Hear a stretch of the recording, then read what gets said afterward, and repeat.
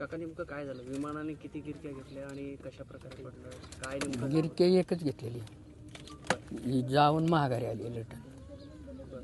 म्हणजे किती गिरक्या घेतल्या बरं? जाऊन माघारी आली म्हणजे एक झाली संपूर्ण. पहिल्या आल्याशा उतरायची त्याऐवजी दुसऱ्यांदा परतच्या ह्याला उतरा गेलं. म्हणजे त्यांना प्रॉब्लेम आला हे त्यांना आधीच कळालं होतं. ते त्यांचीच त्यांना माहिती आहे. बरं. पण ती चक्रा मारत होते मारत आणि अगदी किती फुटापर्यंत किती उंच होतं बरं?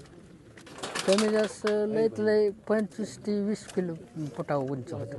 बरं. 20 फुटा. आणि कसं चढायच्या आधी काय झालं नेमकं? विमान रनवेवर चढायच्या आधी काय काय झालं? तिथंच खालीच कोसळलं ना. आधी मर्स वरनं गेलतं हां.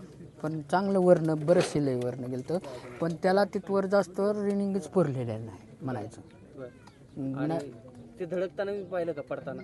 हा पाहिजे कसं पडलं नेमकं? ती धडकूनच त्याचा पोट झाला ना चांगला 12 म्हणजे होऊनच 12 होऊनच लगे भपका जाळा खाली पडणं आणि जाळाचा भपका सुरूच झाला. बरं.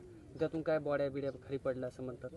त्यातून नाही लगे दिसल्या आम्हाला. जेव्हा कमी जास्त 30% राहिल्यावर आम्ही तिथं दिसायला लागल्या मग ते म्हणजे पण आग थांबल्यावर पाहिलं तुम्ही? म्हणजे फार्मस जवळ होतो की पण दिसतच नव्हतं. बरं.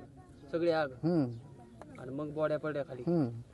दोराचा बी लय कोम होता आणि जाळ तर लाल झरतच जाळ होता. बरं बरं. मग काय तिथं बॉडीवरून काही कळलं का तुम्हाला याच्यात अजित दादा आहेत वगैरे काय? नाही कळालं की आपला पण ते त्यांचा त्या गुजरचा त्यांचा संबंध आहे. ते त्यांचा पी एम म्हणलं तरी चालत बरं. किंवा काय तर ते म्हणलं हे असं हातातल्या घडीवरून.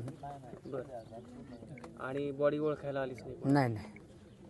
ठीक आहे. म्हणजे जिवंत कोणी नव्हता? अहो आहे का भाजलेली बॉडी कोणीच ओळखू शकत. मग ते अंगावर त्यांच्या रग वगैरे किंवा हे टाकलं ते कुठून आले होते? ती रग आमच्या इथनं नेल्या.